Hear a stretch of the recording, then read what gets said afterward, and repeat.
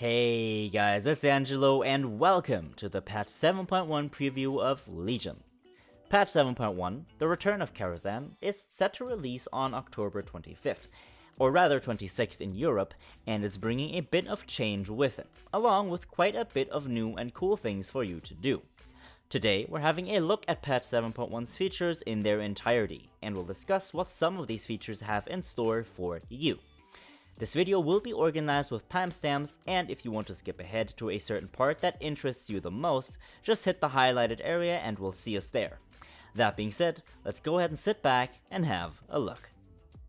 The most prominent and perhaps the greatest aspect of this patch is the return of Karazhan as a 5-player mythic dungeon.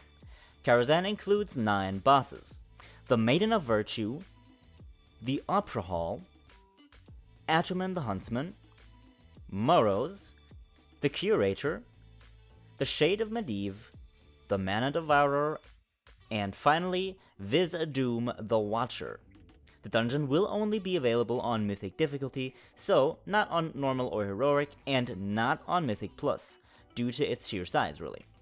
2 new mounts can also be looted in the dungeon, which are Midnight and the Smoldering Emberworm, which we'll discuss again in the mount section.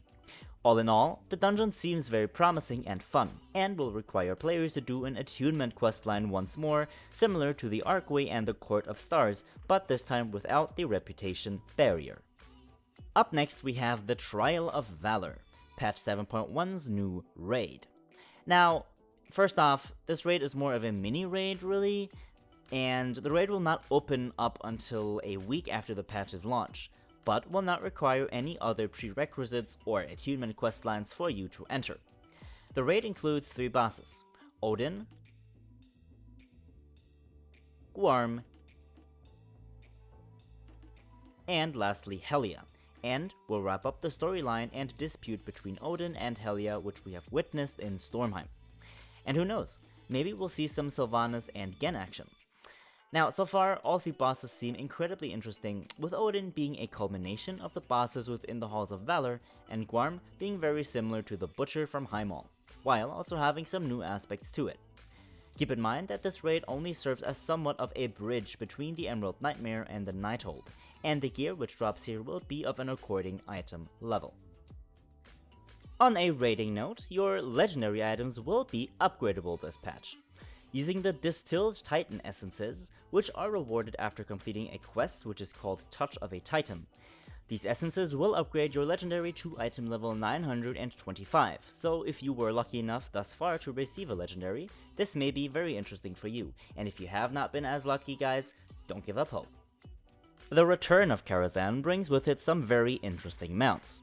There are 5 of them to be very specific with you: Midnight and the Smoldering Emberworm, which both drop in Karazhan, the Ivory Hawkstrider, which is sold by a vendor in High Mountain for 10,000 gold, the Darkwater Skate, which can be found on the Dark Moon Island, and the Arcanist's Mana Saber, which is a quest reward for completing the entire storyline of Suramar given to you by Thalisra.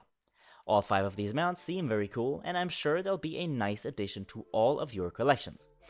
If you're short just a few mounts for one of the mount achievements that you can get in WoW, you should definitely check these out, as they're relatively simple to get, or simply have a drop chance. The Blood of Sargeras and the trading mat changes are also very present in patch 7.1. Most of the trading materials that are important in the Legion profession system can now be obtained for a small amount of Blood of Sargeras. You should most certainly see the prices for things like flasks, potions, food or enchantments dwindle down on your realm, which is a very good thing as prices are way too abysmal at the moment. This should also help players getting their hands on more mats, while on the contrary should reduce the amount of overfarming in the open world. Finally, we have leveling changes and the pet battle achievement that is new. The leveling abilities for most classes have been completely changed or revamped.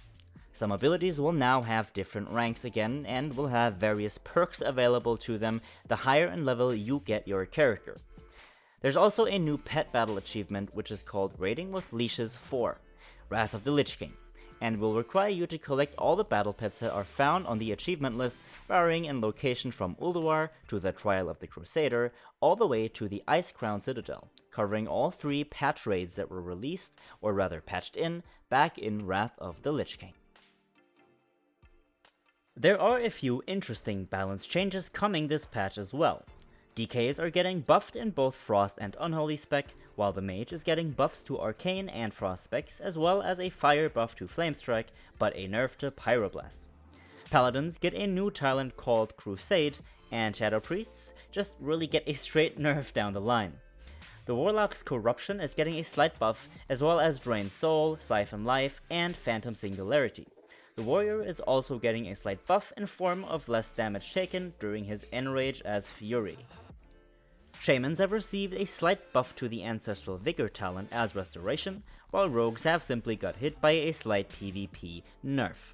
On top of these balance changes, Alchemy now lets you create a new form of potion, the Potion of Prolonged Power, which can be crafted in Dalaran and gives a flat amount of stat in form of a prepot. And that concludes our little patch 7.1 summary.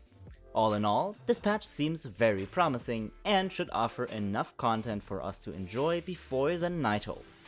The amount of content should be relevant until next year, and it'll be very interesting to see if patch 7.1 can keep a firm grip on subscription numbers and on the overall player base of WoW. Now thank you so much for listening, guys. Be sure to tell me what you think about this new patch in the comment section down below. As always, have a good one, my friends, and I will see you all in the next one.